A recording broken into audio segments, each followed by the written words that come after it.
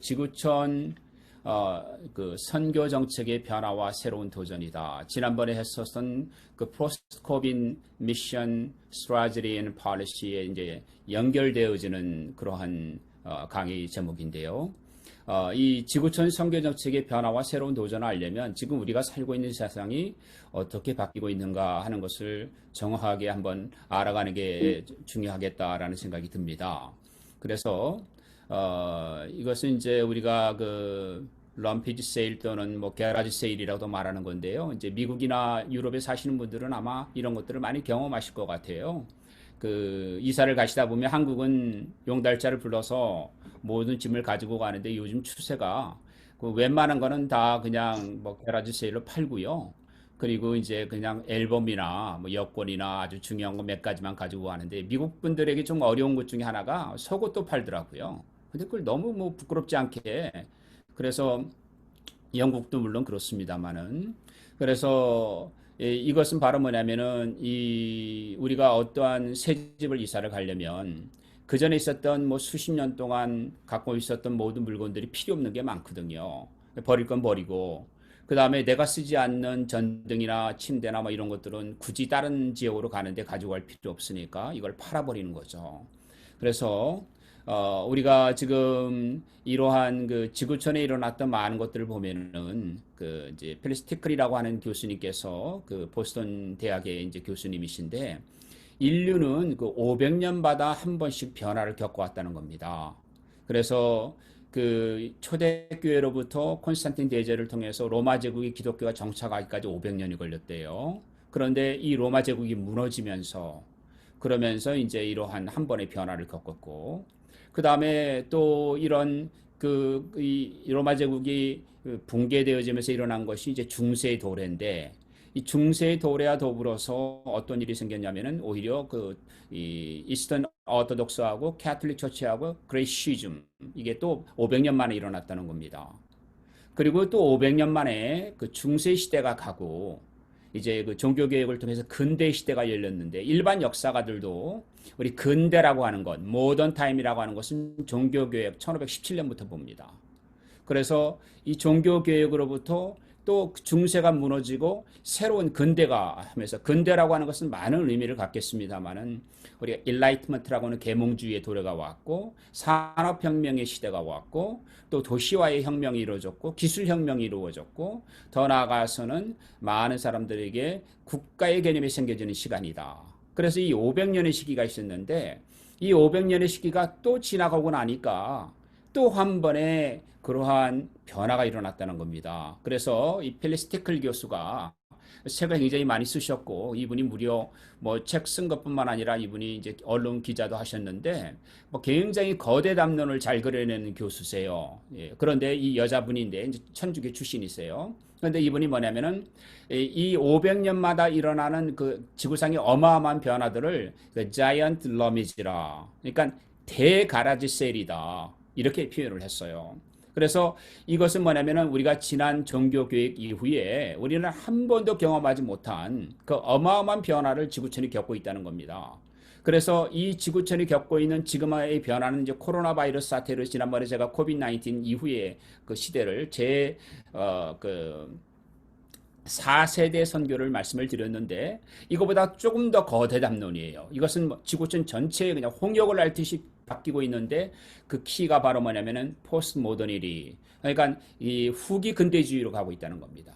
종교 개혁으로부터 이렇게 국제사회가 프레임이 되어졌던 이 근대라고 하는 개념들이 있어요. 학문 영역에도 국가 개념에도 행정에도 경제에도 은행 시스템에도 이런 모든 것이 근대의 그런 어떤 그 종교 개혁이 일어났던 근대 프레임이 있는데 이 근대 프레임이 무너져 버렸다는 거예요. 그래서 교회가 이것을 겪고 있다는 겁니다. 그래서 이러한 그 교회가 겪고 있는 그 가운데서 보게 되지면은 현재 2020년 현재 우리 지구촌의 기독교는 24억 정도로 보고 있는데 24억 가운데에서 절반이 12억이 로마 천주교예요. 그리고 이제 이스턴 오토독스가 한 2억 4천 정도 되고 있고요.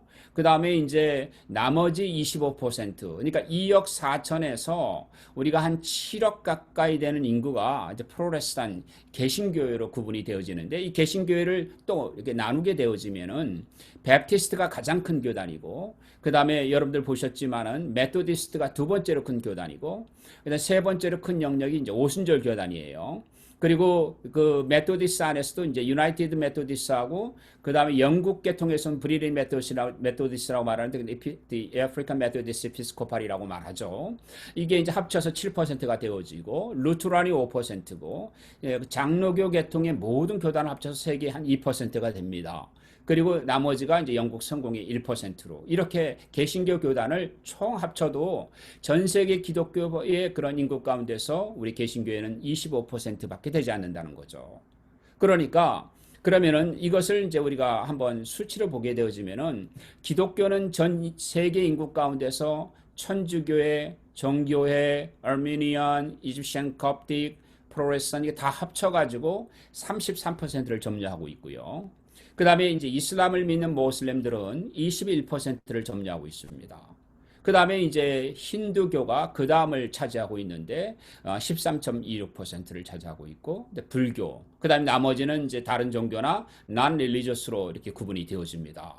그래서 지구촌이 이렇게 지금 2020년을 우리가 보게 되어지면 이런 변화가 있는데, 그러면 우리가 한 2015년도에 Pew Research Center에서 이제 보고한 것인데, 제 책에는 2010년도 보고가 나와 있고, 지금은 2015년도 보고가 나와 있는데, 물론 CIA나 월드뱅크나 IMF에서 난 보고를 보면은 대동소이합니다.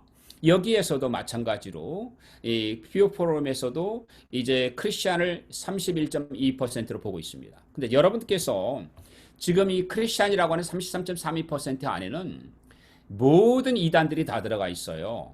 그러니까 뭐냐면 몰몬교도 들어가 있고, 뭐 그 다음에 또 인디펜던트 그런 컬틱 무브먼트 들어가 있고, 그래서 이제 이런 것들을 그 생각하면 이게 33.32%고요.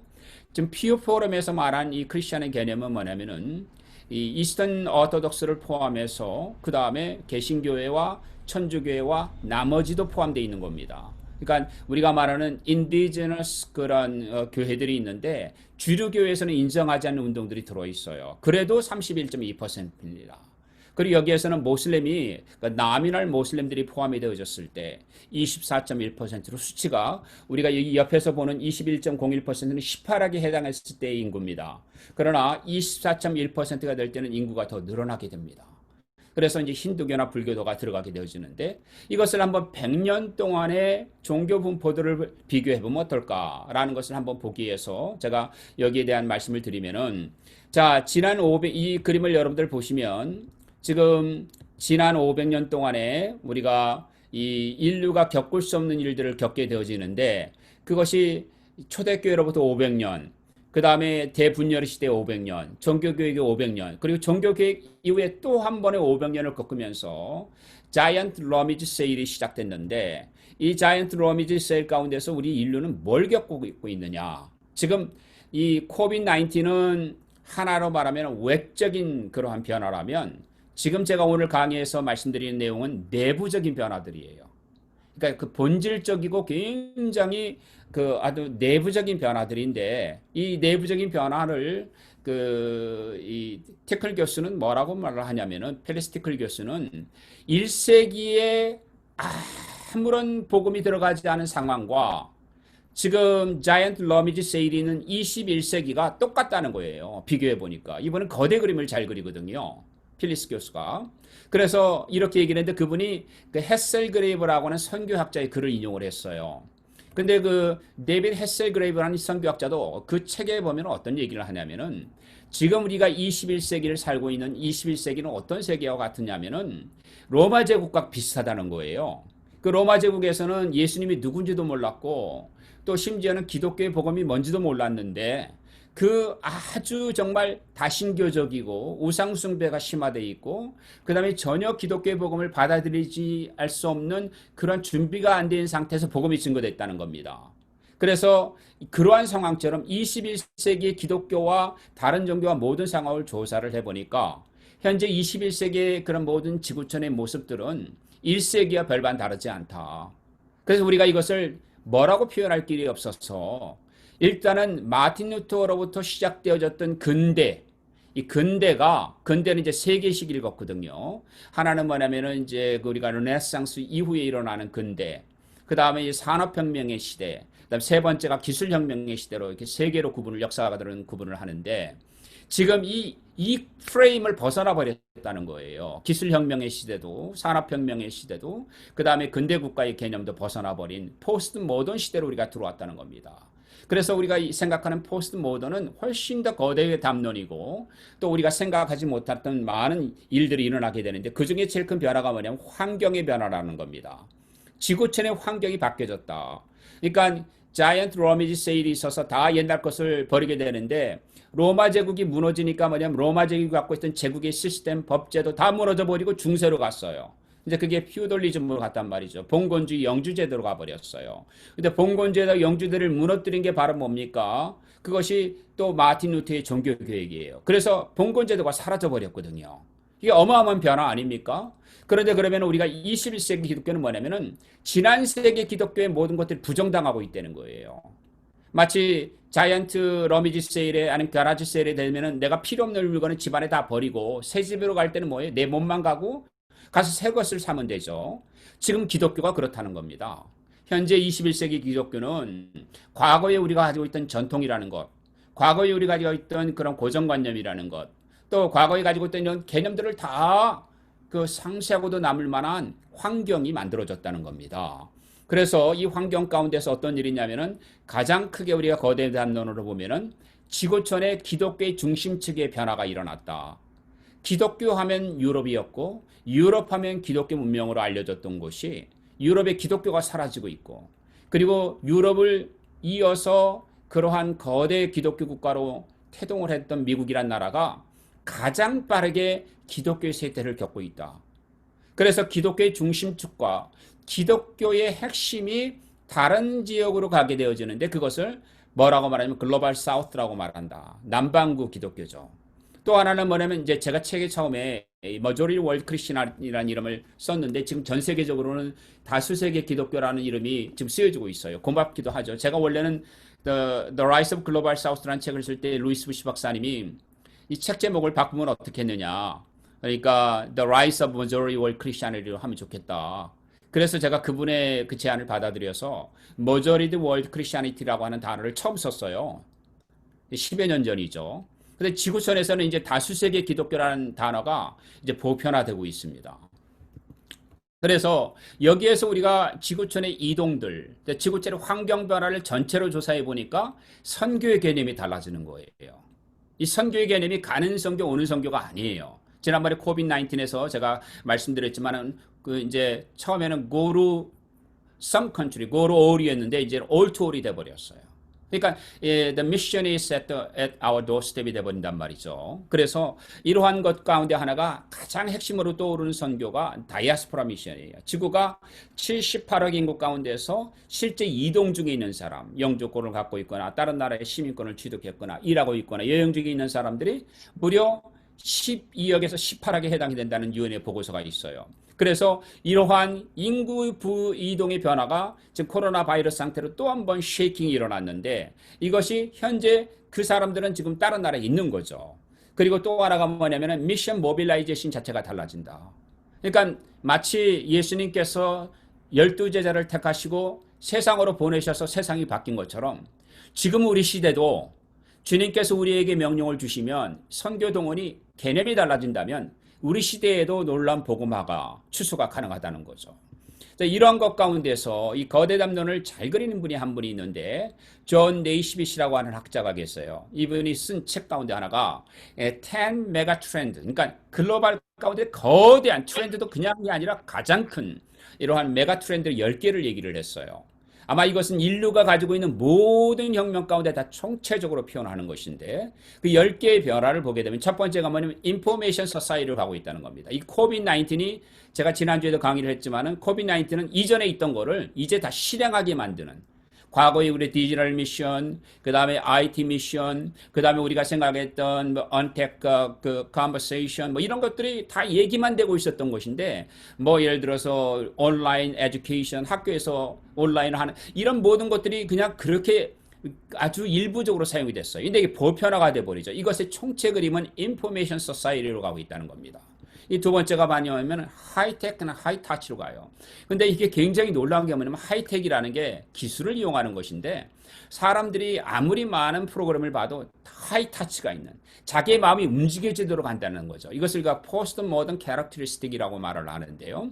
그러니까 이 후기 근대주의 내지는 그 후기 현대주의로 가면은 이제는 하이 테크놀로지도 있지만은 사람들은 자기 감정에 타치되는 걸 좋아해요. 그래서 음악이라든지 영화라든지 드라마라든지 또는 이런 것에 굉장히 사람들이 탐닉하게 되어집니다. 스크린이라든지 스포츠라든지 이런 것들이 다 뭐냐면 하이타치가 있기 때문이에요. 그런데 우리 기독교는 하이타치는 안 하고 로우텍, 로우타치를 하고 있어요. 감정과 영성에 또한 그러한 영향을 주지 못하고 우리가 그냥 죽어버린 메시지를 전하게 되면은 사람들은 기독교 복음에 관심을 갖지 않게 되어집니다. 그래서 하이텍, 하이타치로 가고 또 하나가 뭐냐면 글로벌 이코노미가 재편이 되고 있다. 이게 코비드-19을 통해서 이게 너무너무 분명해집니다. 지금 우리가 알고 있는 것보다 훨씬 빠른 속도로 지금 지구촌의 경제가 요동을 치고 있고 바뀌고 있고 변혁하고 있고 쉐이킹하고 있고 리쉐이핑하고 있습니다. 그 다음에 이제는 뭐냐면은 롱텀으로 가고 있는 시대가 되고 있어요. 숏텀으로 되는 게 아니라 코비드-19이 왜 중요하냐면은 코비드-19에 일어났던 이런 언택 그 커뮤니티, 그 다음에 우리가 얘기하는 이런 디지털 소사이티 이런 것들이 이제는 일상화가 된다는 거예요. 그게 지난번에 말씀드렸죠. 그게 바로 뭐냐면 뉴 노멀이 되는데 이 뉴 노멀이 어른 사회로 가냐면 롱텀으로 간다는 거예요. 그 다음에 뭐냐면은 지금 보셨지만은 이제 디센트럴라이제이션이 키워드가 되는 거죠. 근대 국가의 모든 특징은 국가가 주도해서, 그러니까 산업혁명이든 기술 집약사회든 이런 것들이 다 국가 주도형이었는데 코비드-19 이후에 지금 전 지구촌의 모든 특징을 하나로 디센트럴라이제이션이에요. 그러니까 분산화예요. 중앙 집권화가 아닌 거죠. 그 다음에 이제 셀프-헬프죠. 자가 생존으로 간다는 거죠. 이 제가 깜짝 놀란 게 존 네이스빗이라는 학자가 이 얘기를 했는데 지금 코비드-19이 셀프 헬프로 가고 있어요. 그래서 스스로 생존하는 법들을 전기가 없어도 와이파이가 없어도 그 다음에 이제 결국 우리가 어떠한 도움을 받을 수 없을 때 자가 면역이라든지 이런 모든 것에서 우리는 어떻게 스스로를 이겨나가고 스스로를 도울 수 있을까? 그 다음에 이제 participatory democracy로 가고 있다는 거예요.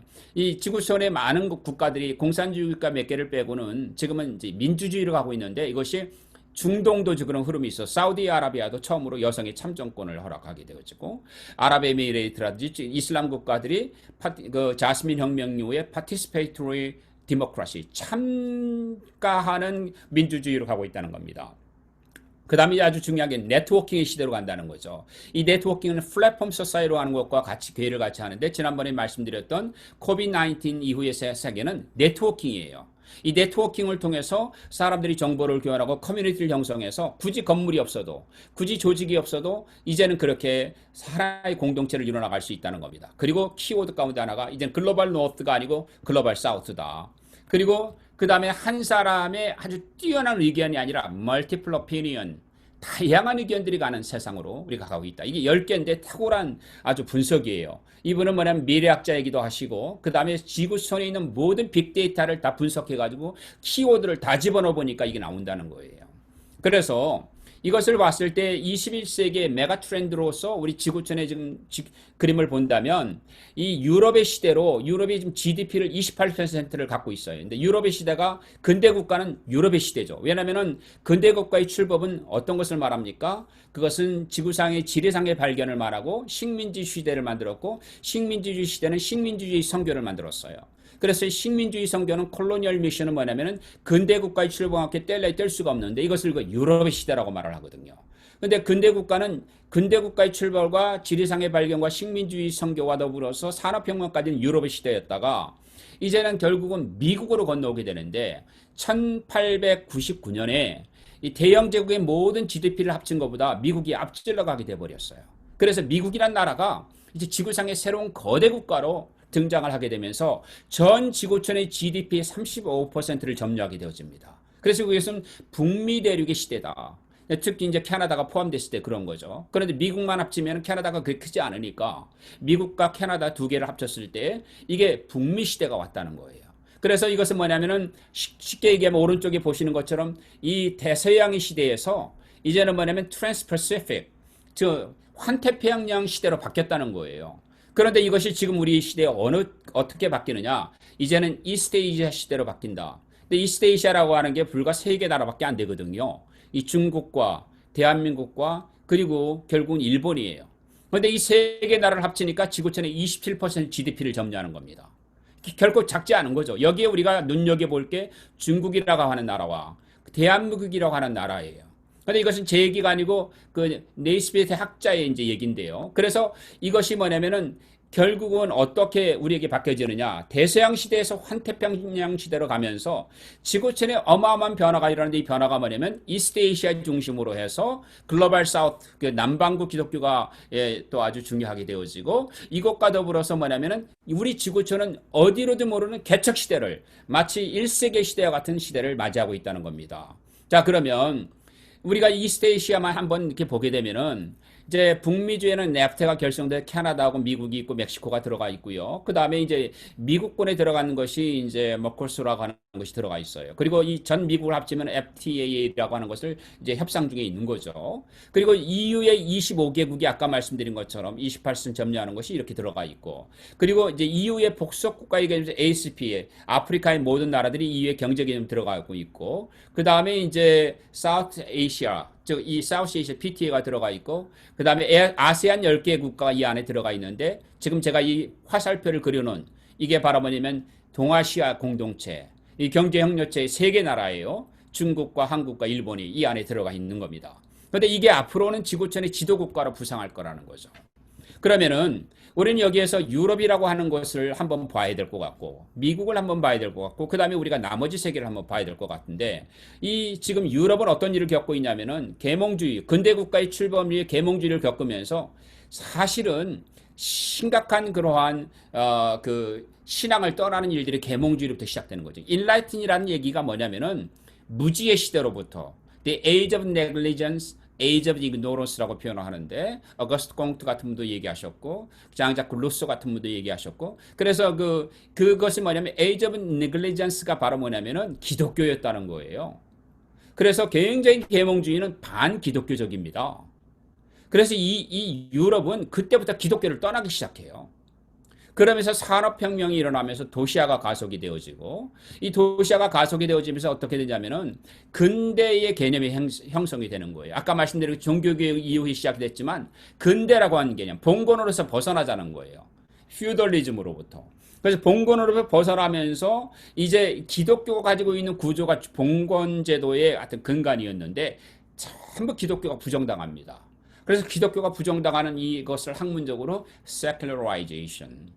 다시 말씀드리면 이것이 우리가 얘기하는 소위 말하면 세속화라고 표현을 할 수 있는 거죠.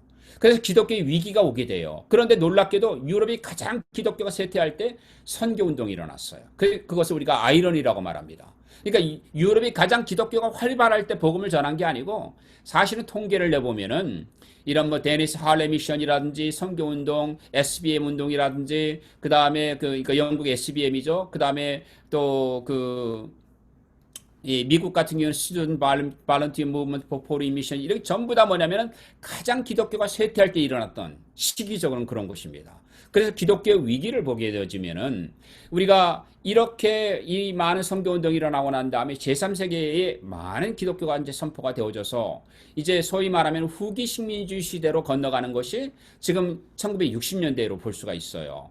이때는 뭐냐면은 Invisible Religious Revolution이 일어났다. 이건 이제 그 지저스 무브먼트라고 얘기를 하는데, 미국에서는 캠퍼스에서 히피들이 일어나고, 이 히피들과 함께 이제 기독교가 부흥이 일어나면서 이것을 Invisible Religious Revolution이 일어나는데, 신앙을 떠나고 전혀 다른 형태의 뉴에이지 무브먼트라든지 이런 것들이 일어나게 돼요.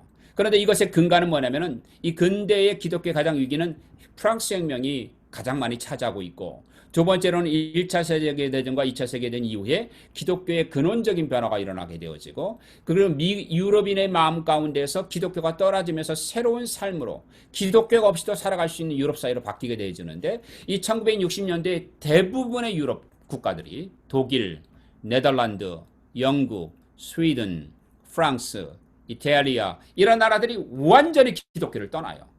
그래서 지금 유럽을 보게 되어지면은 스칸디네비안 국가들은 전체 교회 출석률이 1%가 안 돼요. 영국 같은 나라가 가장 높은 나라 가운데 하나는 6% 됩니다. 반대로 아일랜드 같은 나라는 천주교인데 천주교 출석률이 상당히 높아요. 그러나 이탈리아 같은 나라는 그 위치크래프트 마녀들이 이탈리아 신부들보다 훨씬 많아요. 그래서 유럽은 어느 나라를 봐도 유럽은 더 이상 옛날의 기독교 공동체의 유럽이 아닙니다. 또 하나 우리가 볼 수 있는 것은 이제 종교는 그전에는 시빌 릴리전이라고 해서 국가가 교회를 11조를 걷어주고 교회 건물을 지어줬습니다. 지난 500년 동안. 그런데 이제는 이것이 교회는 개인의 영역으로 들어가게 됩니다. 프라이베테이제이션이 일어나게 되고요. 그러면서 이제는 유럽도 하나의 종교만을 갖고 있다가 다종교가 되게 되죠. 릴리지어스 플루러리즘이 일어나게 돼요. 종교다원주의로. 그렇게 되면서 기독교 외의 이슬람과 다른 것들을 받아들이게 되어집니다. 그리고 이것이 우리가 소위 말하는 후기 근대주의 탄생으로 연결되어지는 거죠. 이것이 지금 20세기에 겪는 기독교의 홍역으로 다시 오게 되어지는 것입니다. 그리고 이것이 포스트 모더니티와 포스트 콜로니얼리즘은 2차 세계대전에 같이 흥기하게 되어지면서 기독교 전반의 어마어마한 변화를 이렇게 되어지는 것이죠. 그래서 기독교 신앙이 쇠퇴하게 되어지는데 이제 콜린 모리스라는 학자는 뭐라고 말하면 교회 출석률이 현저하게 떨어진다. 이 교회 출석률에 관한 부분은 제 책에 자세히 언급을 했는데요. 계속 좀 출석률이 줄어들고 있어요. 그리고 많은 사람들이 제가 losing church faith인데 IT를 제가 눈을 시력이 안 좋아가지고 이게 타자가 빠진 것을 용서해 주시기 바랍니다. 계속해서 기독교는 쇠퇴하고 있어요. 그 다음에 뭐냐면은 이클레지스칼디 하프컨드리아라고 해가지고 이게 뭐냐면 교회에는 속해 있는데요. 출석은 안 해요. 영국 여왕이 그 영국 성공의 수장으로 되어 있는데 결국은요 신앙을 갖고 있지 않아요. 영국에 있는 많은 그러한 그 상원의원들이 이슬람으로 개종률이 제일 높아요. 그러니까 이러한 것들이 뭐냐면 기독교가 신앙은 없어도 종교 생활로 삶을 살다가 유럽이 결국은 종교의 어떤 그 신앙의 근본을 떠나게 되니까 어떻게 되죠? 결국은 종교의 겉모습은 유지하고 있지만 그러나 실제적으로는 신앙생활을 하고 있지 않은 겁니다. 그 다음에 더 중요한 것은 뭐냐면 내부적 세속화가 일어납니다. 그래서 교회나 그러한 그 성직자들의 그런 타락이 일어나게 되어지고 제가 조금 시간을 빨리빨리 이제 제가 말을 빨리 하겠습니다. 그러면서 이제 복음주의 쇠퇴가 일어나게 되고 영적인 그러한 열정들이 사라지게 돼요.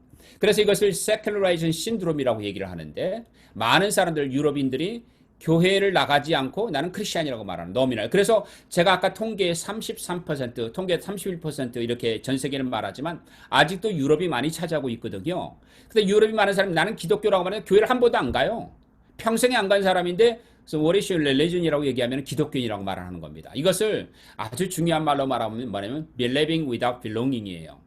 그러니까 이것을 명목상의 크리스천들이 많아지는 거죠. 여기에 더불어서 뉴에이지 무브먼트 일어나고 뉴리 신흥 종교가 일어나고 이슬람이 일어나고 그 다음에 오리엔탈 릴리전들이 급속하게 전 세계에 전파가 되어지면서 우리가 말하는 그런 힌두교나 또는 바하이즘이나 또 더 나아가서는 불교나 또 동양의 명상이나 이런 것들이 또 요가나 이런 것들이 전 세계에 급속하게 퍼지게 되어집니다. 이것이 결국은 우리 전체 지금 기독교 공동체 안에는 종교다원주의로 가게 되는 거죠. 여기에 제일 큰 문제는 뭐냐면은 2차 세계대전이 끝나고 난 다음에 전 세계에 흩어져 있던 선교사들이 더 이상 전쟁 가운데서 이렇게 후원을 받을 수가 없었어요. 그래서 이제 그 교회협의회에서는 뭐냐면 미션 모라토리움을 선언하게 되어지는데 더 이상 기독교는 선교를 할 필요가 없다. 이유는 세 가지예요. 첫 번째는 휴머나이제이션, 인간화 선언이에요. 그래서 인간화 선언은 뭐냐면은 이제 우리가 이 모든 것은 하나님께서 모든 종교 가운데서 구원받을 수 있는 씨를 주셨다라고 표현하는 겁니다.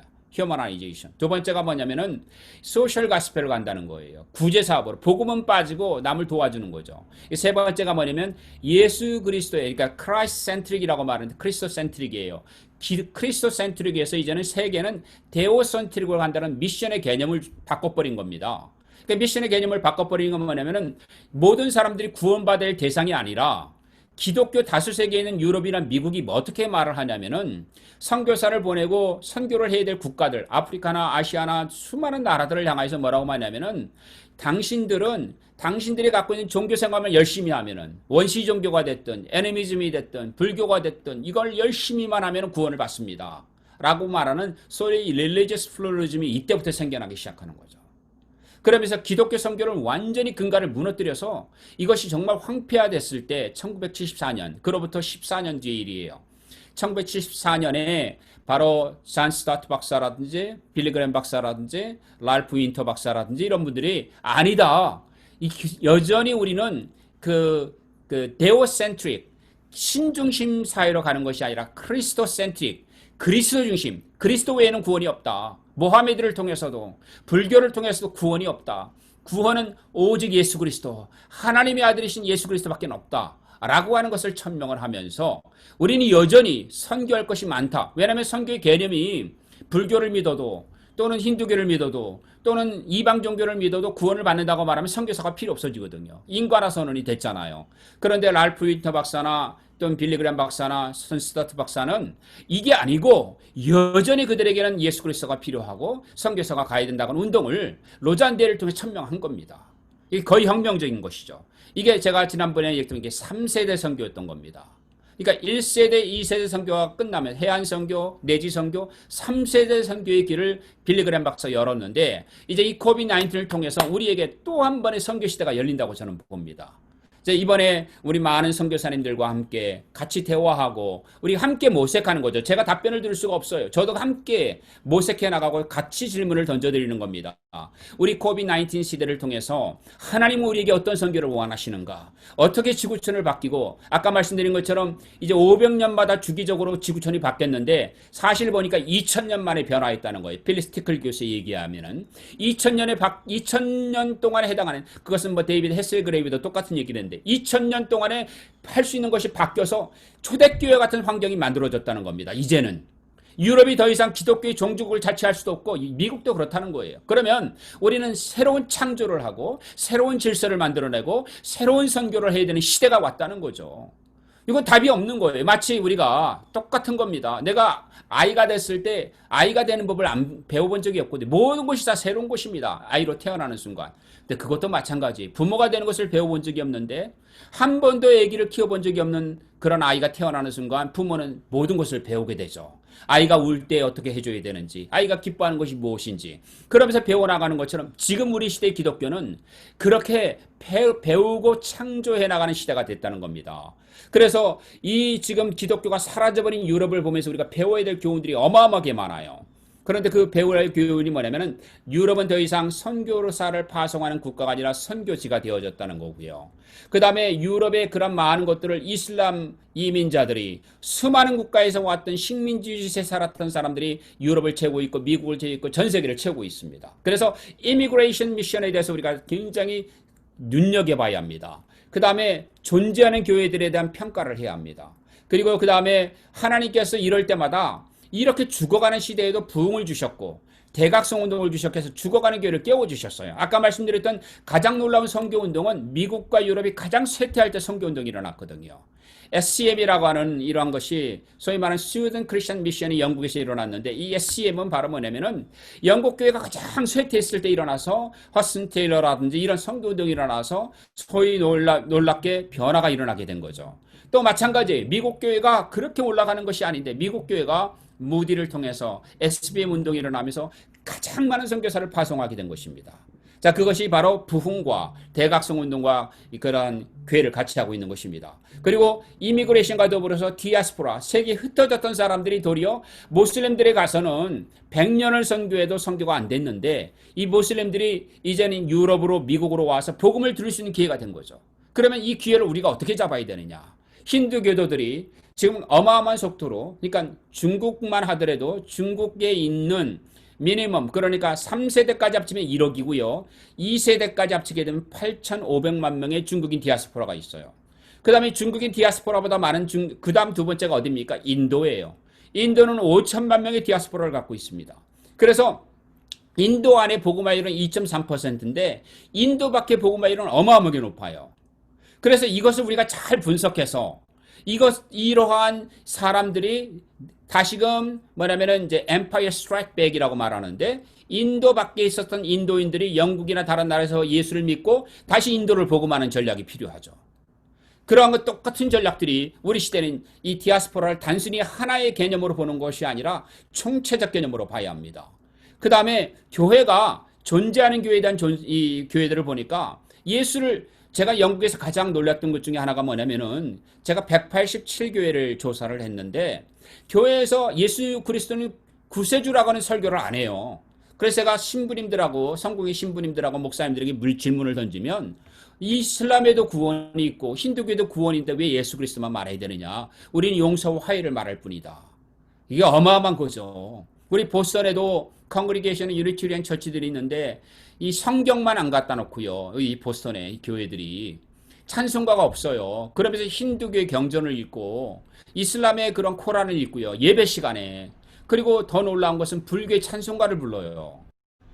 기독교 복음만 전하지 않습니다. 그래서 우리 선교사님들도 내가 성령 충만한 선교사인가? 우리가 지금 하는 교회도 이게 정말 성령 충만한 교회인가? 우리가 하는 사역이 이 정책과 선교의 구조를 따라서 사역하는 게 아니라 성령님의 운행하심. 1세기 교회는 뭐죠? 성령님의 말하심을 따라서 바나바와 사울을 선교사로 파송했고 성령님이 말씀하시니까 금식하며 기도했고 성령의 음성을 따라서 사도 바울은 사역을 하지 않았습니까? 그래서 우리는 1세기의 상황을 본다면 지금 21세기의 선교도 성경으로 돌아가자. 이 성경이 말하는 성령 충만한 교회, 성령 충만한 사역으로 가야 된다는 겁니다. 그리고 여기에 이제 비즈니스 에스 미션이 또 하나의 트렌드로 등장하고 있고 하우스 오브 프레이어. 이게 뭐냐면은 1세기의 교회는 제가 이것은 정말 따로 강의를 해야 되는 부분인데 좀 안타깝습니다. 이런 시간마다 늘 시간이 부족해서 많은 얘기를 하지 못하는데요. 1세기부터 콘스탄틴 대제까지 모든 고고학적 조사를 해보면은 초대교회는 매일 예배를 드렸습니다. 그것도 하루에 3번씩. 이게 어마어마한 일들이에요. 이슬람은 하루에 5번씩 기도합니다. 기독교는 이슬람을 능가할 만한 영적인 구조를 못 갖고 있어요. 왜냐하면 콘스탄틴 대제 이후에 썬데이 처치고로 바뀌어버렸거든요. 그 기독교가 원래 성경이 말한 대로 가지 않고 기독교 일주일에 한 번 예배를 드리는 종교적. 그래서 우리가 종교를 2개의 영역으로 보는데 하나는 뭐냐면 spiritual religion이 있고요. 또 하나는 뭐냐면은 institutional religion이 있어요. spiritual religion은 뭐냐면 영적으로 교제하는 종교예요. 그런데 institutionalized는 제도화된 거예요. 그러니까 제도화는 sacrament, 예전이나 또 그러한 그 예배 예식, liturgy 이런 것들로 예배를 드리지만 하나님과는 관계가 없는 거예요. 종교 행위를 하는 겁니다. 그래서 우리가 아주 중요한 것이 뭐냐면은 기도하는 부분이에요. 오늘날 우리가 매일 예배를 드리고 매일 기도한다면 기독교는 달라질 것입니다. 그래서 이러한 대체인지, 메이저 체인지 또는 메이저 시프팅이라고 말을 하는데 이 메이저 체인지 가운데 하나가 뭐냐면 왜 이 서구 세계는 지금 반기독교화되고 있고 세속화를 겪고 있다. 그리고 이슬람이 1900년도에 보게 되어지면은 이슬람은 전 세계 가운데서 2억 5천에 불과했거든요. 지금 18억입니다. 이슬람이 가장 빠르게 성장을 하고 있어요. 그래서 지난 120년을 했더니 이슬람은 800%, 그리고 1900년부터 2000까지는 이슬람은 700%. 그러니까 120년을 따면 800% 성장하고 있는데 세계 많은 연구기관들이 이러한 보고서를 내고 있는데 만약에 10년 뒤, 그러니까 우리가 말하는 2030년이 되게 되면은 이슬람은 기독교를 앞지르게 된다. 이슬람이 지금 속도로 가게 되어지면은 기독교를 앞질러서 어떻게 된다는 거죠? 적어도 이제 뭐 24억을 넘게 된다는 거예요. 18억인데 금방 따라잡죠. 기독교는 줄어든다는 겁니다. 여기에 기독교가 전혀 대비를 못하고 있어요. 그리고 구공산권 국가에 대한 선교가 다 먹혀버려가지고 중앙아시아는 이슬람에게 먹혀버렸고 그 다음에 중국과 나머지 있는 인도 차이나 몇 개 국가들은 우리가 선교를 제대로 못하고 있어요. 여기에 대한 분석을 해야 합니다. 그 다음에 중국에 대한 연구를 우리가 아주 정밀하게 해야 될 필요가 있습니다. 중국은 거대한 선교 국가로 미션 포스, 선교지가 아니라 선교 국가로 이미 활동할 수 있는 역량을 갖고 있는 나라입니다. 그리고 제가 말씀드리던 남반구 기독교 가운데 다수세계 기독교에 대한 것을 하는데 이 다수세계 기독교에서 우리가 어떤 일을 해야 될 것인가. 그리고 여기에 굉장히 강력한 오순절 운동이 일어나고 있다. 또 하나가 뭐냐면은 그럼에도 불구하고 지금 우리가 얘기하는 것처럼 서구 세계와 이슬람이 클래시, 사무엘 헌팅턴 교수가 말하는 클래시 오브 시빌라이제이션 이게 일어나고 있는데 이게 지금도 현존하고 있는 거예요. 그래서 이 문제를 우리가 어떻게 봐야 되느냐. 그리고 이것이 이슬람은 하나는 평화의 이름으로 이것을 다알 살람이라고 얘기하고요. 또 하나는 전쟁 이름이에요. 그 전쟁 하우스 오브 원인데 다알 하브로 이렇게 이슬람이 두 개의 양면 강원 작전을 펼치고 있는데 우리 기독교는 전혀 이게 대비가 되어 있지 않아요. 이 부분이 정말 이 선교사대에서 제가 이슬람 권유회에 대해서는 따로 말을 하고 싶은데 어마어마한 택틱이 필요하고 어마어마한 스트라테지가 필요한 영역이에요. 이런 변화 가운데 이슬람의 리서전스, 이슬람의 아주 큰 반응이 일어나게 되는데 이슬람은 지금 아까 말씀 800% 성장하고 있고 지금 세계의 월드 파워로 이제 이슬람이 등극을 하고 있고요. 이슬람이 1900년도만 해도요. 샤리아로가 입법화된 나라가 몇 개 안 돼요. 그런데 1차 세계대전이 끝나고 나니까 2차 세계대전 샤리아를 입법한 나라가 48개국이에요. 그런데 지금 2020년도에 샤리아를 입법한 나라가 110개 국가입니다. 이 얘기를 다르게 말하면 뭐냐면은 절반 이상이 샤리아 헌법을 들고 있어요. 예를 들어서 기독교가 다수인 케냐가 샤리아로 헌법이 개정됐어요. 여기 케냐 선교사님 아저씨 너무 잘 아실 거예요. 그런데 이 케냐에 그래도 이슬람보다는 기독교가 훨씬 많은데 이것이 샤리아가 헌법이 입법화가 된 거예요. 그게 왜 그러느냐? 여러 가지 원인이 있죠. 지금 그 케냐만 그러냐? 아니에요. 옆에 유간다도 90% 기독교인데 샤리아가 입법화가 헌법이 개정이 됐어요. 그리고 나이제리아가 그래요. 그리고 다수세계 기독교였던 나라들이 이슬람이 들어와가지고 기독교가 절반을 줄어든 나라가 이티오피아예요. 그 샤리아 헌법이 되면서 이런 어마어마한 이슬람의 전략은 다 먹혀 들어가는데 기독교는 한 번도 대응을 못하고 있어요. 거기에 가장 큰 원인이 뭐냐면 지난주에도 우리 김성진 소장님이 얘기했는데 기독교가 뭐냐면은 모든 선교사람들이 프론티어 미션을 하고 있거든요. 전방 선교로 프론티어 미션을 하고 계시는데 이 선교 가운데 그 하나하나를 보면 선교사님은 각계 전투를 하고 있어요.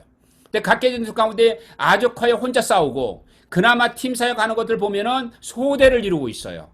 중대를 이루는 경우도 거의 드물고 대대를 이루는 경우도 거의 드물고 대대를 이루어서 또 연대를 이루고 사단을 이루고 그 다음에 군단을 이루어야 되는데 군단 단위로 이루는 선교가 하나도 없어요. 지금 지구촌에.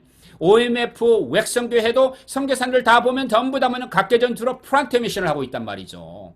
그러니까 이슬람은 전략적으로 전 세계를 집어삼키고 있는데 기독교는 거기에 대응이 안 되는 거예요. 그래서 기독교는 계속 줄어들고 있어요. 사실은. 그리고 우리가 100년 동안 그렇게 선교를 했지만 기독교가 증가되지 않았다는 거예요. 제가 조금 이따가 그걸 자세하게 말씀드릴게요. 기독교 선교가 열매를 맺은 적이 없어요. 그래서 이 부분에 우리가 솔직하게 우리 기독교 선교에 대해서 우리가 어디에 있는지를 우리가 보지는 못하고 있다는 거예요. 나는 지금 열심히 총을 쏴대고 있는데 이 총을 쏴대고 있는데 이슬람은 어떻게 오고 있어요? 쓰나미로 오고 있어요. 나는 지금 열심히 양동이를 퍼서 내고 있는데 저기 거대한 쓰나미가 오고 있는 거예요.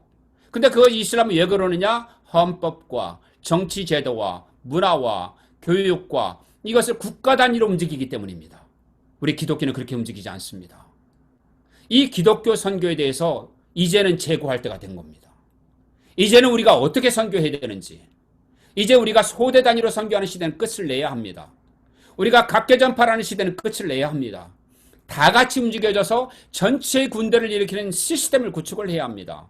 그런데 지금 이슬람은 뭐냐면 안티 웨스턴으로 가서 반속으로 가고 있죠. 그리고 이 이슬람이 아까 말씀한 다알 살람 같은 경우는 뭐죠? 평화의 이름이지만 다알 하브는 뭐죠? 전쟁의 이름이에요. 그리고 양쪽을 다 양원해서 개인적인 군사 조직하고 있어요. 그리고 이 지금 이슬람의 오일 베이스드 제가 이 통계는 따로 정말 보고를 해드리고 싶을 정도인데 사우디 왕가가 자트라고 하는 11.5%를 내거든요. 이거 하나만 해도 한 해에 800억 달러를 내고 있어요. 이거는 이제 공식적인 통계고 비공식 통계에 의하면 1,800억 달러를 내고 있다는 거예요. 왕가가 개인적으로 내는 거는. 그러니까 왕가가 내는 국가적인 공식이 800억 달러고 실제 왕들이 내는 뭐 공주나 또는 프린세스 왕자들이 내는 것은 합치면 1,800억 달러가 된다는 거죠. 그런데 여러분 미국 교단 선교부의 전체 절반을 차지하는 선교부가 IMB 아닙니까? 인터내셔널 보드 오브 미션인데 여기에서 이 서던 베프티스트 처치가 절반을 차지하고 있어요. 근데 이게 3억 달러예요. 그러니까 그 liability asset을 빼고 얘기하는 겁니다. 그러니까 뭐 다 합쳐서 6억 달러에 미국의 선교부에 지출하는 돈이. 그런데 사우디 왕가에서 공식적인 게 아니 비공식적인 거 빼고 공식적인 것만 내는 헌금이 800억 달러예요. 여러분 게임이 됩니까? 그들은 그냥 한 국가에 은행을 세우고 대학을 세우고 선교 현황을 바꾸고 있어요. 케냐가 바뀌고 있잖아요. 탄자니아가 바뀌고 있잖아요. 유간다가 바뀌고 있잖아요. 여러분 사우스단이 바뀌고 있잖아요. 잠비아가 바뀌고 있잖아요. 나이제리아 가봉이 바뀌고 있잖아요. 그래서 이것을 뭐라고 말하냐면 सब사하란 인베이드라고 표현을 합니다. 그러니까 사하라 남단으로부터 대이슬람의 반격이 시작됐다는 거예요. 지금 여러분 우리가 이렇게 선교를 기독교 선교를 손 놓고 내 앞에 내 선교 나는 지금 내가 있는 이 지역에 어떻게 할까 이것만 하다가 보면은 우리는 어느새 거대한 쓰나미에 전 인류가 이슬람에게 파묻혀 버릴 것입니다. 이것은 뭐냐면은 돈을 가지고 있는 거예요. 이슬람이. 이 돈을 어떻게 할 것이냐. 그리고 또 하나는 뭐냐면 이슬람은 중앙아시아라든지 또는 서남아시아라든지 보게 되면은 그 나라의 포클 릴리전과 아주 긴밀하게 결합되어 있어요. 그러니까 파키스탄의 이슬람을 보면은 사실은 사우디아라비아는 워낙에 다르죠. 방글라데시 이슬람을 보면 전혀 다르죠. 그래서 우리가 이슬람을 대하는 방식도 뭐냐면은 또 하나하나를 정확하게 분석할 필요가 있습니다.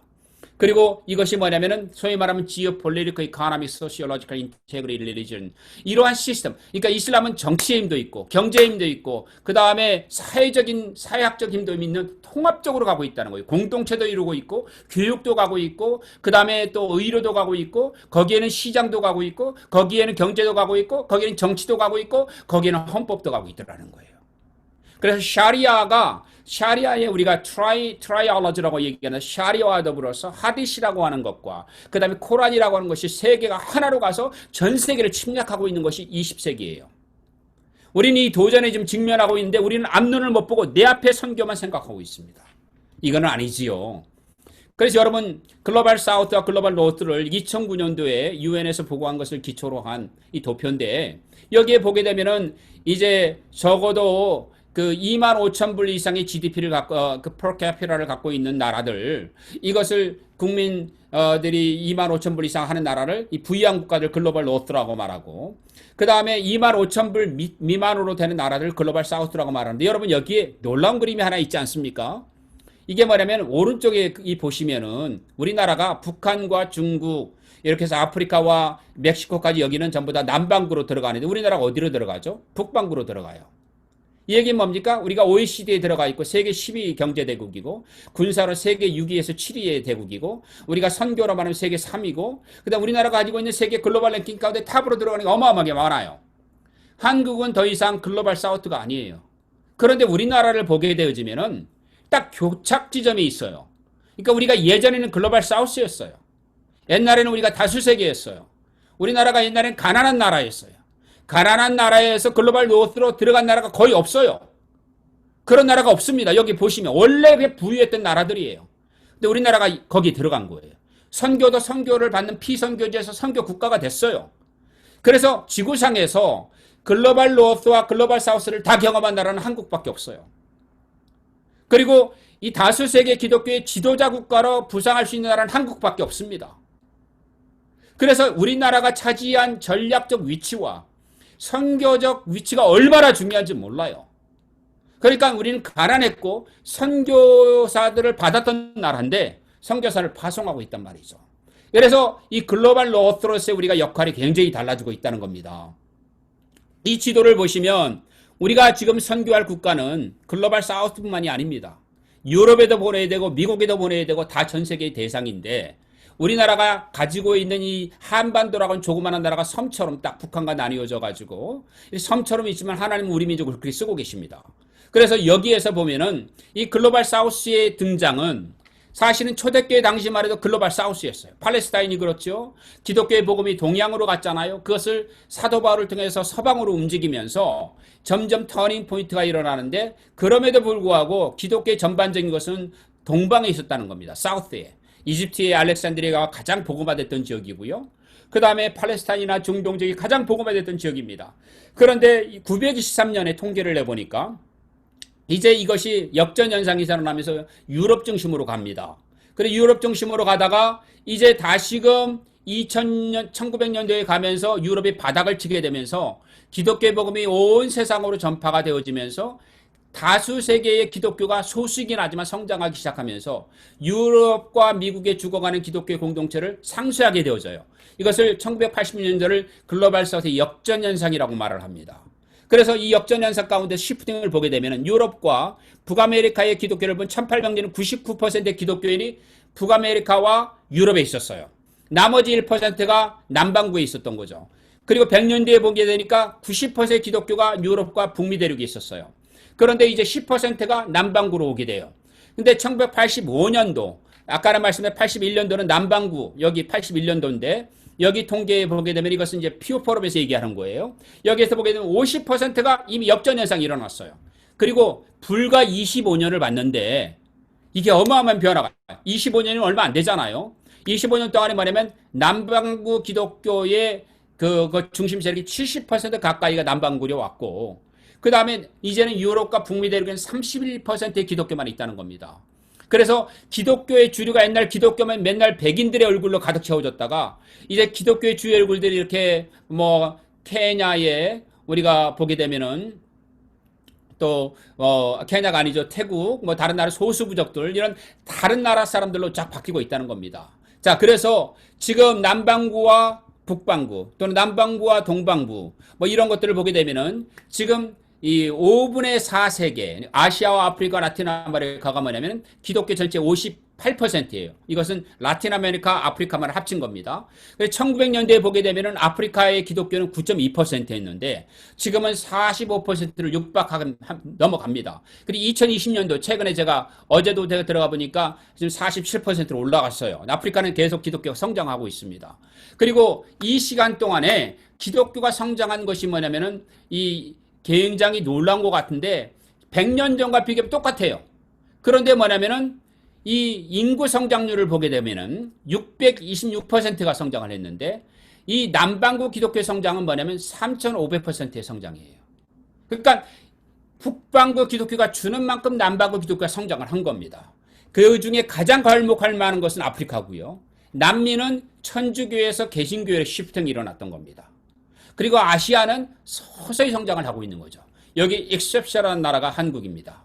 그래서 여기에 우리가 서방구 세계와 다수 세계 기독교를 통계를 낸다면 지난 100년 동안에 전부 여전히 서방 세계가 이렇게 차지하다가 1985년이 가장 중요한 터닝 포인트.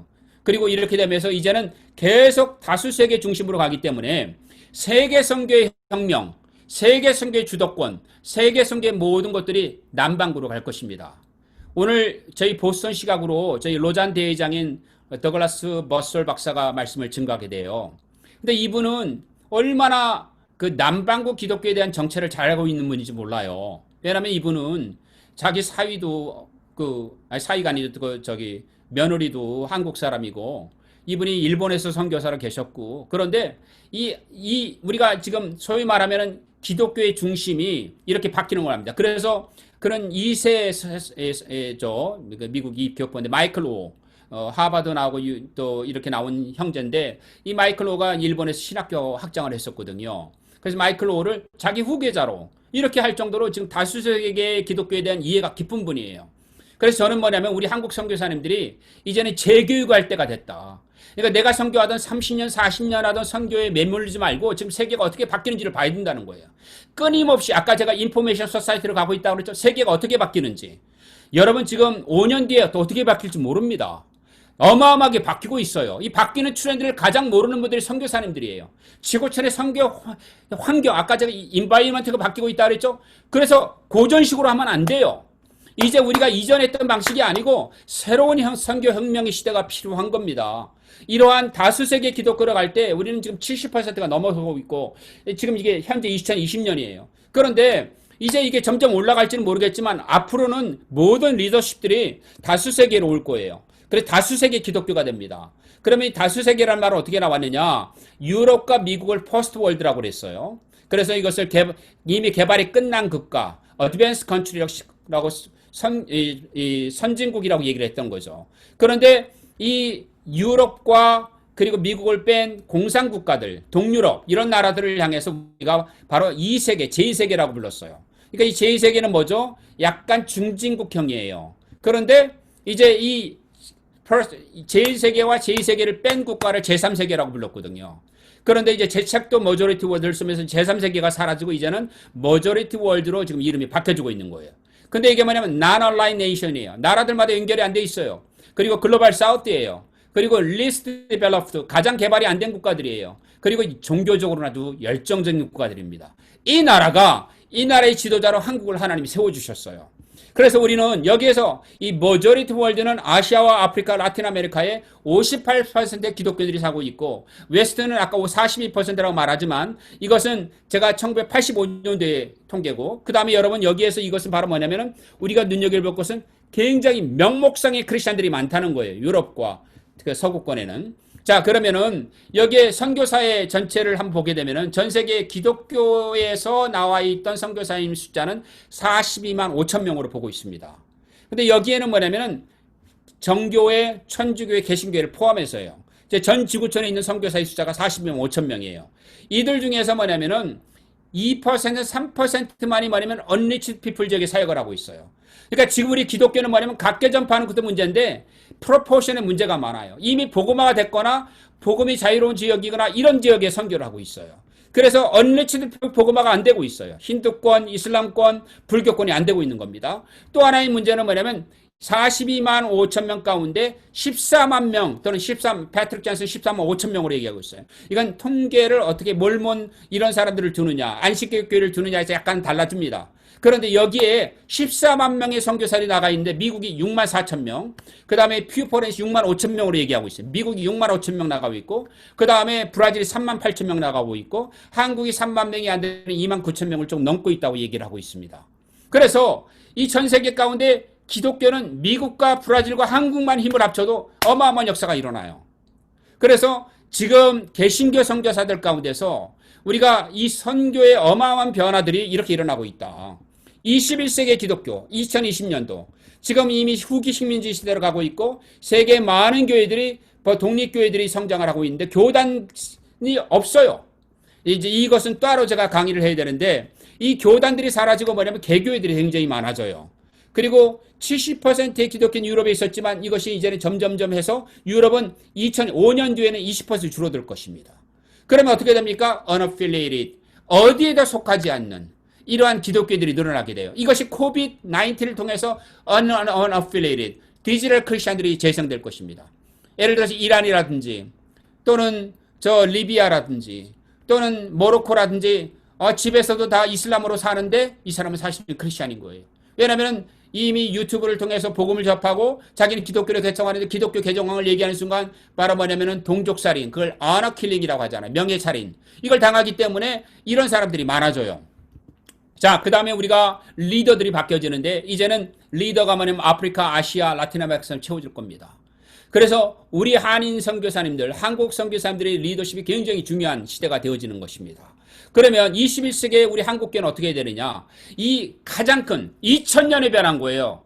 그 필리스 티클 교수가 500년을 했는데 데이비드 헤셀그레비도 얘기했지만 막상 우리가 다 보니까 지금 우리 21세기는 2000년 만에 변화를 겪고 있다.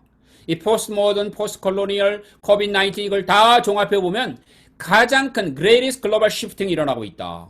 그래서 Missio Dei vs. Rational Liberal Mission. 아까 말씀드린 것처럼 이러한 이 자유주의 교회 선교들이 이제 선교하던 것과 이제는 하나님의 보내심으로 새로운 선교하는 것으로 이 두 개의 대척점이 일어날 거라는 거예요. 그리고 또 하나님의 성령 역사하시는 이러한 교회들이 굉장히 많아지고 있어요. 남미는 90%가 오순절교단이에요. 그리고 서부사하란 이 남반구 기독교를 차지하고 있는 아프리카의 교회들을 보게 되면은 80%가 오순절교단이에요. 그러니까 전 세계를 아프리카와 남미만 봐도 이들이 남반구 기독교 대부분을 차지하고 있는 다 오순절 교단의 그런 기독교인들인 거죠. 그리고 여기에서 말하면 두 개로 또 세계는 나눠질 건데 하나는 뭐냐면 종교 간의 통합을 이루는 쪽으로 또 하나는 교회가 연합하는 쪽으로 나뉘어질 것입니다.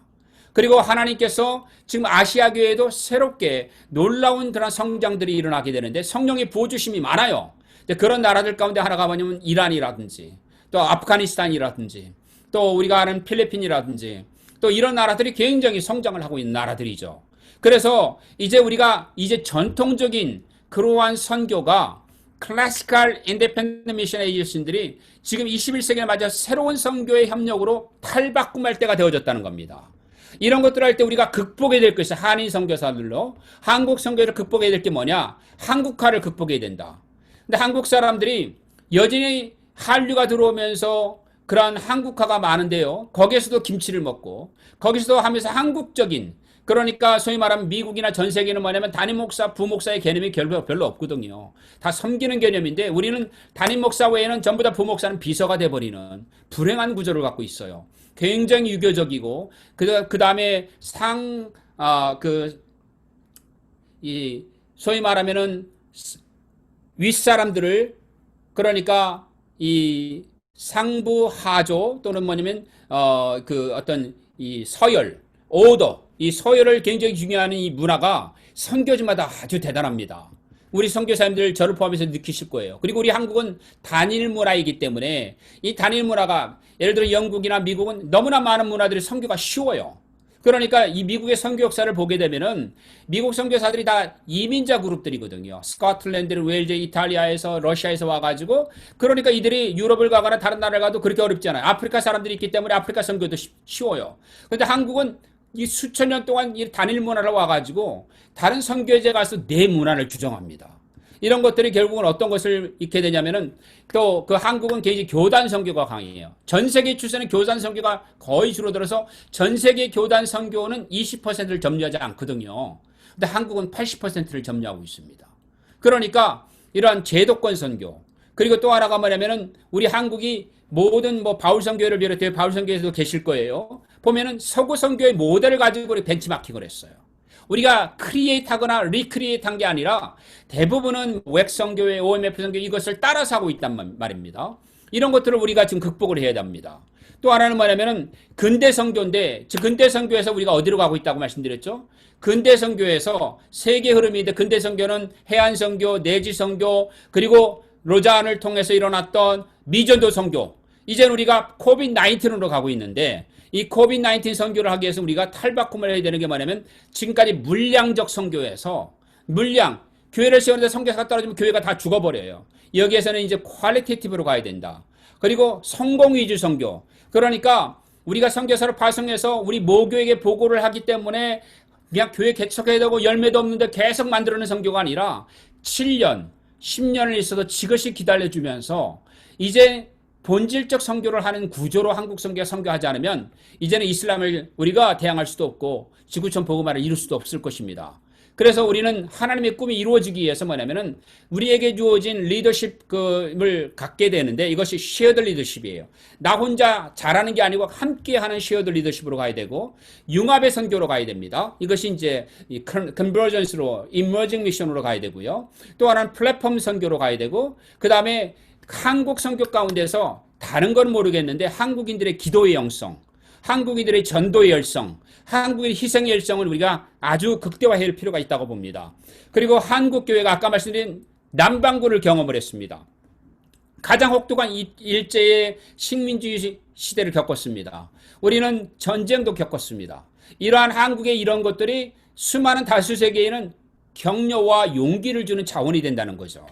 그리고 그 다음에 이것을 통해서 우리가 지금 현재 전 세계 구도는 이 근대 선교에서 이제 세계 구도가 지금 바뀌고, 코비드-19이 지금 발휘하는 게 이제 마지막에 C자예요. 그러니까 근대 선교는 처음에는 모달리티로 출발합니다. 교단 선교로. 그러다가 내지 선교, 그러니까 차이나 인랜드 미션에서 허슨셀리 같이 소달리티가 시작돼요. 선교 자체가 시작됩니다. 그래서 소달리티 선교가 바로 언리치드 피플까지 왔어요. 그러다가 지금 우리에게는 차리티 미션, 휴머니테리언 미션으로 왔어요. 이것이 뭐냐면은 이제는 복음이 안 들어가는 국가, 이슬람 국가들, 힌두권 국가들, 이런 국가들에게 대학을 세워주고, 그 다음에 그 법제도를 바꿔주고, 그 나라의 빈곤을 대체해주고, 그 다음에 농업 개발을 해주고, 커뮤니티 개발을 해주면서 복음이 완전히 들어가 버리는 새로운 신시대의 개념으로 들어왔습니다. charity mission이라고도 말을 합니다. 이것을 합치는 interaction, 세계를 통합한 선교가 이제 필요하게 되어진 거예요. 그리고 이 포스트 모던 미션이 바로 후기 근대주의는 뭐냐면 individualism centered거든요. 그래서 이때는 뭐냐면 이제 굳이 가지 않아도 스크린을 통해서 선교할 수 있는 어마어마한 시대가 된 겁니다. 그래서 이제 이펙트 미션이 옛날과 개념이 많이 달라지는데, 옛날에 이 가지고 있던 전통적인 개념에서 우리가 대안 선교가 필요해요. alternative strategy가. 우리가 앞으로 계속해서 이런 것을 제가 이제 제안도 하고 여러분들의 좋은 의견도 듣겠습니다. 그 다음에 뱀도 있고요. education and media가 선교의 가장 큰, 기독교 선교가 가장 놓쳐버린 것이 기독교 교육이에요. 대학을 세우거나. 이슬람은 이것을 하고 있거든요. 미디어를 잃어버렸어요. 그 다음에 우리가 professional mission, 선교사를 목회자로 파송하면 실패합니다. 이제 선교는 뭐냐면 우리나라에 왔던 선교사들의 70에서 80%가 평신도였거든요. 이분들이 나중에 선교를 하다가 목회자가 된 케이스는 있어도 그 여전히 전 세계에 선교사는 미국과 전 세계 제가 프로테지를 낮춰보니까 75%, 80%가 비목회자 선교거든요. 근데 한국은 여전히 70%가 목회자 선교사입니다. 이 부분을 우리가 바뀌어야 됩니다. 전문인 선교로 이제는 바꿔야 된다는 거죠.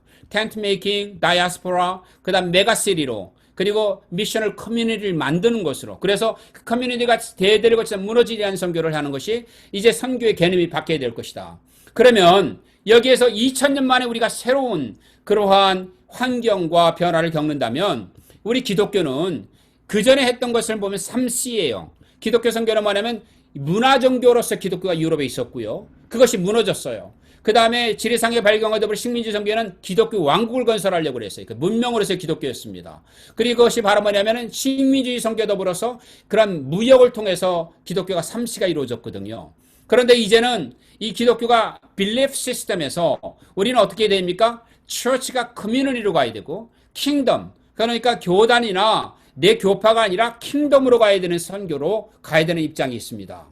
여러분들이 이 그림을 어떻게 보십니까? 인공위성이나 로켓을 쏘려면 이 로켓을 쏘기 위해서 컨셉션 디자인을 한다고 합니다. 그런데 이 컨셉션 디자인을 하기 위해서 가장 최고의 그러한 엔지니어들과 아키텍트들이 디자인을 그린다고 합니다. 그런데 적게는 10,000개에서 많을 때는 50,000개까지 그린다고 합니다. 그런데 이 로켓 하나를 쏘기 위해서 쓰여지는 설계도는 딱 하나라고 해요. 그래서 컨셉션 디자인이라고 말합니다. 개념 설계. 그런데 이 로켓 하나가 이제 이 지구권 뭐 때로는 250km 바깥으로 나가기까지는 이제 밑에 쌓아 올려가지고 그 다음에 또 분리가 되어지고 또 첫 번째 분리가 되고 두 번째 분리가 되어지고 마지막에는 마지막 분리가 되어지면 여기에서 이게 third 스테이지로 가서 여기에서 250km에서 뭐 많게는 500km 선상에서 인공위성이 떠다니는 거죠. 자, 우리가 인공위성을 하나를 쏠 때에도 그 10,000개 이상의 그러한 디자인들을 하는데 기독교 선교가 과연 이러한 것이냐? 이 기독교 선교는 과연 우리가 하나님이 원하시는 그림을 좀 그리고 있는가? 첫 번째가 뭐냐? 내가 선교하겠다고 가고 있는데 제일 큰 문제는 우리가 지금 바뀌는 지구촌이 어떻게 바뀌고 있는지를 모르고 있다는 거예요. 왜냐하면 내가 속한 나라, 내가 속한 커뮤니티만 알고 있기 때문이에요. 두 번째로는 우리가 지금 하고 있는 기독교 선교의 제일 큰 문제점은 뭐가 있을까요? 제일 큰 것은 에네미를 모른다는 겁니다. 우리 기독교를 파괴하고 우리를 갉아먹고 우리 안방을 차지하고 있는 에네미를 모른다는 거예요. 그래서 이 이슬람이나 우리가 일어나고 있는 외부 세계의 도전을 우리가 전혀 응전을 못하고 있어요. 또 하나의 문제가 뭡니까? 우리는 내 방식으로 선교를 하고 배우려고 하지 않는다는 거예요. 이 개념 설계를 우리가 어떻게 설명을 하냐면은 이것을 뭐냐면 개념 설계 축적이라고 표현을 할 수가 있습니다. 이 얘기는 뭐냐면은 많은 나라 사람들이 지금 제가 중국을 예를 들어서 말씀을 드리면은 중국이 반도체 굵기를 하겠다고 해서 중국이 반도체 굵기에만 지금 투자한 금액을 총액을 합산을 했더니 한국 돈으로 550조가 넘어요. 550조. 그럼 550조면 뭐냐면 우리나라 예산과 맞먹는 겁니다. 그러니까 중국이라는 나라가 이것을 반도체 굵기를 하기 위해서 우리나라를 집어삼키고 대만 TSMC를 집어삼키고 미국을 집어삼키려고 어마어마한 뭐 10대 굵기 가운데 하나예요. 항공 굵기가 있고 대양 굵기가 있고 뭐 여러 가지 굵기가 있는데 중국이 그 중에 하나가 반도체 굵기거든요. 이 반도체 굵기 가운데 하나가 뭐냐면은 이제 최첨단 사회로 중국이 가겠다. 그러면서 이들이 한 게 뭐죠?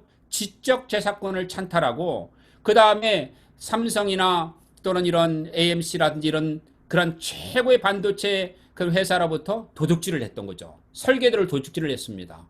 도둑질을 해가 똑같이 만들어요. 뭐 이 러시아에서 항공기를 도둑질해 폭격기를 만드는 거 똑같은 거죠. 만들어서 했는데 그게 안 나오는 거예요. 14나노를 하겠더니 14나노가 안 나오고 7나노를 생산하겠더니 7나노가 안 나는 겁니다. 이번에 우한에 이제 홍수가 나서 거기에 있는 뭐 양찌 그 반도체 회사라든지 다 이제 물에 잠기고 좀 난리가 났는데요. 실제로는 막상 중국에서 처음으로 인정을 했는데 반도체 생산할 수 있는 시설이 안 된다. 그 이유가 뭐죠? 설계도는 훔쳤는데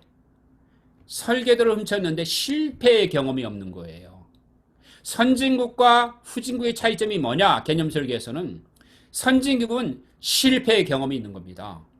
선교사들이 100년, 200년, 300년, 400년 선교하면서 실패한 축적의 경험이 있는 거예요. 한국 선교는 제3세대 선교를 하면서 실패의 경험을 30년을 쌓았어요. 길게 잡으면 40년, 50년을 쌓았습니다. 이제는 우리가 우리의 실패를 말할 때가 됐다는 거예요. 성공 스토리를 말하는 게 아니고 잘하는 사람의 스토리를 말하는 게 아니라 내 선교가 어디에서 안 됐는지, 내가 선교를 30년, 40년 했는데 어디에 실패를 했는지, 내가 현지인들과는 어디에서 융화가 안 되어졌는지, 내가 아무리 복음을 전도했는데도 왜 예수를 안 믿는지에 대한 실패 경험들을 데이터베이스를 해야 합니다. 여기를 연구하는 기관들이 생겨야 돼요. 그리고 실패 경험들을 연구하는 것이 만장, 3만장이 쓰여질 때 로켓을 쓸 수가 있는 겁니다. 그래서 세계가 바뀔 수 있는 거예요.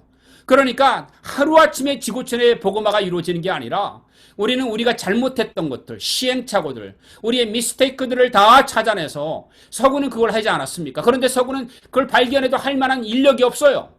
그런데 이제는 우리가 이 다수 세계 기독교의 지도자로 부상하기를 원한다면 각계 전투하고 하는 것에서 지난번에 우리 김 소장님도 그런 얘기를 했어요. 이제 선교가 30년, 40년 축적이 되어지면은 소대장에서 대대장으로, 연대장으로, 사단장으로, 군단장으로, 총사령관으로 갈 때가 되지 않았습니까? 이제는 우리가 이 전체를 볼 때가 된 거예요.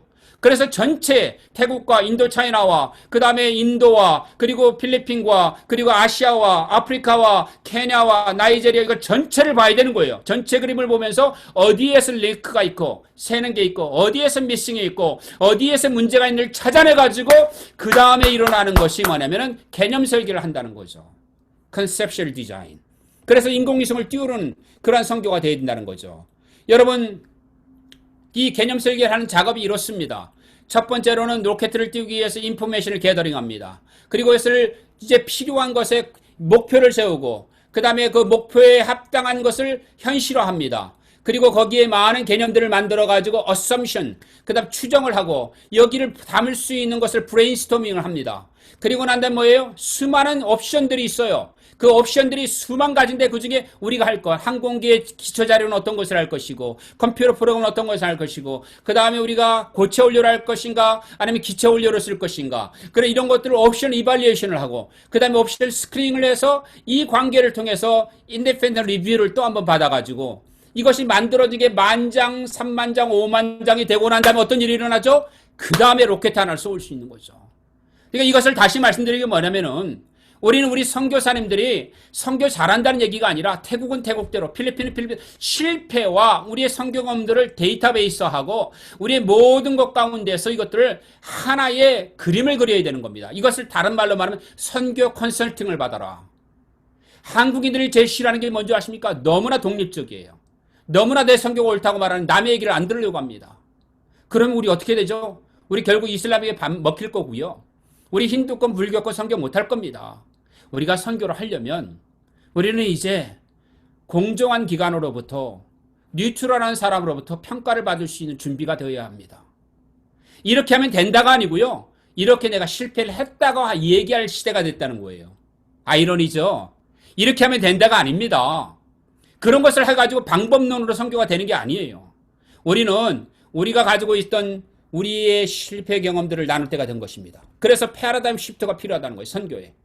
그래서 패러다임 시프트는 전통적인 것에서 이제 지금 코비드-19이 컨템포러리 올 때 우리는 어떻게 해야 돼요? 전통의 실패를 얘기하고 그 다음에 다가오는 시대를 준비하기 위해서 실패를 경험을 해서 워킹한 것을 찾아내야 돼요. What's stuck up? 어떤 게 어떻게 막혔었느냐? What's working? 어떤 게 일하고 있었는지 일이 되더냐? 그 다음에 What is your solution? 그 해답은 무엇인가? 그래서 우리가 웨스턴에서 난 웨스턴으로 가고 있고, 이제 교단주의 선교에서 난 교단주의 선교로 가고 있고, 그 다음에 자연주의 선교에서 초자연적인 선교로 가고 있고, 글로벌 노스에서 우리가 글로벌 사우스로 가고 있고요. 글로벌 웨스트, 글로벌 이스트로 가고 있고, 그 다음에 마이너리티 선교에서 머저리티로 이제 지금 바뀌고 있어요. 그리고 이제 모던 선교, 유럽과 미국의 시대가 모던 선교예요. 이제 우리는 포스트 모던으로 가고 있습니다. 코비드-19 시대를 통해서. 그래서 콜로니얼에서 포스트 콜로니얼로 가고 있고, 글로벌라이제이션에서 우리는 이제 글로컬라이제이션으로 가고 있어요. 글로컬라이제이션이 뭐냐면 로컬라이제이션이 세계가 된다는 거예요. 옛날에는 미국이 영어가 하면은 다 세계가 됐는데 BTS가요 한국 노래를 부르는데 아이들이 한국말을 배운다는 거예요. 그러니까 로컬, 코리안 로컬이 글로벌라이제이션이 이루는 걸 글로컬라이제이션이라고 말해요. 그러니까 아까 말씀드렸죠. 코리아나이제이션의 문제를 우리가 세계화로 극복하려면 어떻게 돼요? 우리의 문제를 알아야 된다. 우리가 어디에 문제가 있고 어디에 워킹하지를 알아서 이것을 극복하면 하나님 우리를 통해 사용하실 것이다. 그래서 선교 전략의 중요성들을 우리가 살펴본다면은 비전 매칭, 아까 말씀드린 제가 이거하고 똑같이 보면 이렇게 보는 거하고 똑같아요. 이 그림 가운데 인포메이션 게더링, 데이터베이스를 하고 난 다음에 set goals and objective. 이것이 말하면 비전 캐스팅이에요. 그래서 우리가 하나님이 주신 비전이 뭐냐? 하나님 우리 시대에 주시는 그 복음화에 대한 비전 매칭을 이뤄나가는 공동체를 만들자는 거예요. 그리고 브레이크트루를 이루는 것이 어디냐? 지금 벨라루스가 브레이크트루가 일어나고 쿠바가 브레이크트루가 일어나고 아프가니스탄 브레이크트루가 일어나고 있고 이란이 일어나고 있고 이런 것들에 대한 얘기를 들어야 돼요.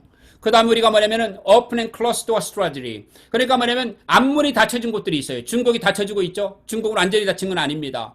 그런데 closed door로 가는 이란 같은 곳이 있어요. 알제리아 같은 나라가 있습니다. 그래서 여전히 복음의 문이 열려지는 것에 복음의 문이 열려지는 것은 열린 문 전략을 해야 되고요. 그 다음 복음의 문이 닫히면 닫힌 문 전략을 해야 합니다.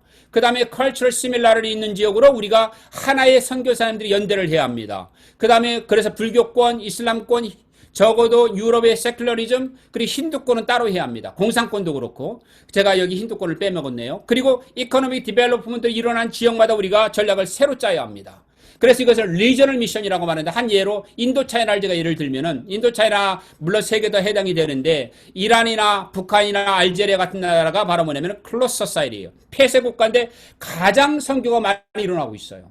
여기는 사람이 선교사가 못 들어가니까 하나님이 직접 일하세요. 그 다음에 리미티드 오픈 소사이티 이 열린 사회로 가고 있는데 한정되고 있어요. 베트남, 캄보디아, 차이나, 중앙아시아가 그렇죠. 이런 곳에서는 선교사가 추방당하고 있어요. 우즈베키스탄, 키르기스탄, 타자키스탄. 그런데 지금 도리어 우즈베키스탄에 부흥이 일어나고 있어요.